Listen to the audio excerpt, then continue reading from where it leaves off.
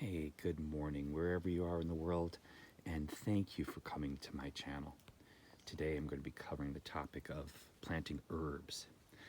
Herbs, okay, the wonderful thing about herbs is that when you give them what they really want, they're a really carefree plant to grow. But the thing that the majority of herbs like is high and dry. So they want really well drained soil that's higher, because when it's higher up, it has better drainage and it stays a little more on the dry side. So the two things when planting herbs is you want to have a good soil mix that will drain really well.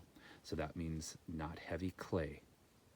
And number two, you want to do the herbs do best in a raised bed or in barrels or pots. Have fun with herbs.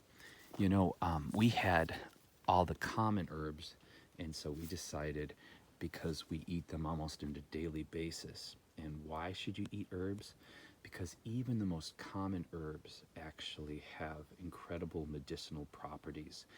Your thyme, your oregano, do your research. They're amazing antibacterial, antifungal, great for the immune system, and on and on and on. So people don't think when they're making their smoothies in the morning or cooking, adding those fresh herbs into things in their rawest form have huge health benefits. And of course, the vegetative and fiber benefits as well. But we had most of your common herbs, meaning we had our oregano and our mint growing really prolifically everywhere. So, one of the biggest mistakes that people make is this one. I had this pot, and at the time I planted it, I thought, oh, well, if I just put a little mint and a little bit of thyme and a little bit of sage, that should be fine. But the thing is, mint needs its own space. Mint will take over anything you plant it in. So even though the sage have been fighting, because I've been pulling mint out like a weed, and the thyme I plant it in the corners and it's looking really good, really I will wind up taking cuttings of this thyme and taking the sage out of there and giving them their own place in the garden and allowing this barrel to be just a mint pot. That being said, that goes for oregano too. This is all oregano and it's taking over. I've been pulling it out by the fistful as it's trying to move into the garden, and I have it in several other places where it's extremely prolific. So remember that when you get into a lot of the herbs, the stronger climbing, vining herbs, that you'll have to split them from time to time. So it's a really great way to share with friends or to resell them and get your money back in your pocket, even turn a profit. So we're going back to this herb garden now, which was just planted yesterday, so it looks a little tired.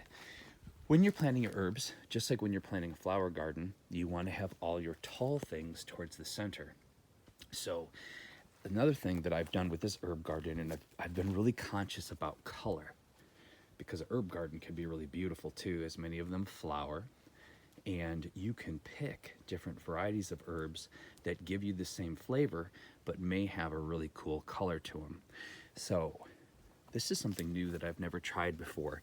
It's a really great way to explore culinary flavors also. This is a Vietnamese cilantro, and I can't wait to try this out in some food. Here we have the wonderful Mexican herb epazote, which is delicious in beans and different Mexican dishes. This, believe it or not, people don't know that this is a delicious herb, and it's sold as a flower. The scientific name is a monarda, but the common name is a bee balm, and it's actually pollinated by hawk moths instead of bees, and it'll get a beautiful red flower on it. But it's also an amazing blood cleanser, and the Native Americans used it for years, pulling it out of the wild, and it had a common name of Indian tea.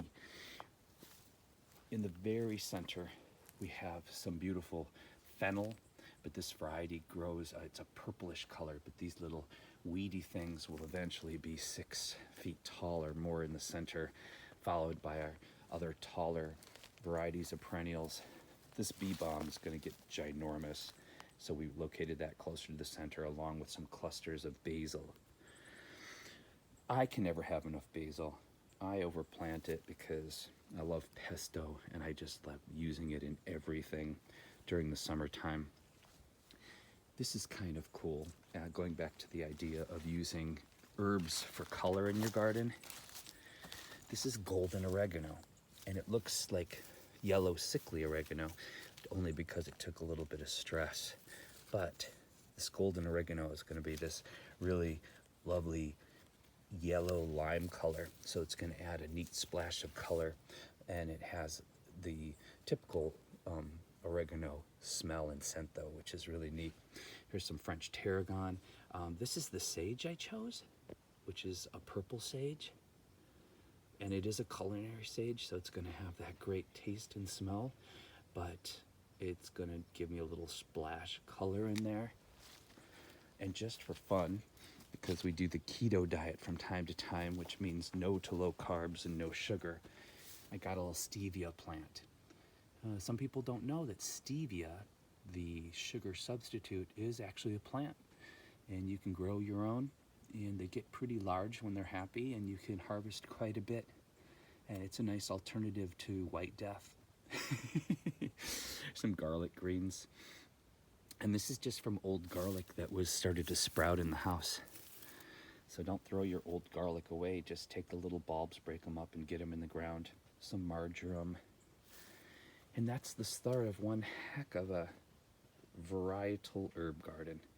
Remember, keep really well drained soil and try to keep it high. Get it in a raised bed or a pot, and you're going to have a fantastic selection of flavor that you can dry or have fresh. And remember, often herbs have to be cut back, and towards the end of the season they are going to die back or die altogether. So be prepared to dry them, either by hanging them in a cool, dark place or using an actual dehydrator. Because have you seen the cost of organic herbs? They also make an incredible gift. I dry and do Italian mixes and what have you, and people just can't believe the flavor because you don't know how old those herbs are you're buying at the store and paying exorbitant prices for, and you don't know what they've been exposed to. You know, they irradiate them, they put there's insecticides and herbicides, and you have all the control to make your own mixed seasonings that are fresh and not only full of flavor but full of nutrition. And they're very medicinal, like I said before, but do your own research. Okay, so get out there and plant an herb garden this weekend and do it right. It's so rewarding. I find the relationship with a garden or the relationship with plants to be so rewarding, especially in this age of the self, you know, where we're always fighting, trying to understand how selfish people can be and self-absorbed people can be. You know, a garden gives back not only just what you put into it, but 10 to 100 times more. And it really helps me, it really helps ground me in something that I really need. Nurturing a garden is like nurturing self. So if you like my money-saving tips, organic gardening, art, and occasional magic, home fix-it stuff, please subscribe. It helps. I want you to take care of yourselves and take care of each other, because, you know, how we treat each other on the streets with respect and care, that's our ultimate reality. Bye for now.